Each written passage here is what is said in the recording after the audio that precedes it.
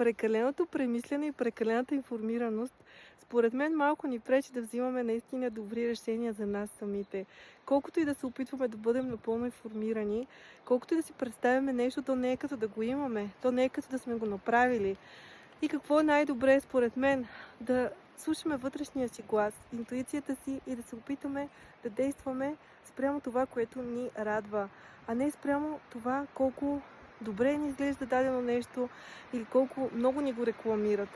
Защото вътрешното усещане за кое е истина и кое е правилно, то не може да бъде излъгано. Вътрешната ни интуиция е най-добрият ни съветник. Никой отвън не може да знае по-добре от нас кое решение е най-правилно за нас. А това решение, което ни радва, винаги, според мен, е най-правилно за нас. Така че радвайте се и взимайте хубави решения. Ако не сте сигурни, отговорът е не.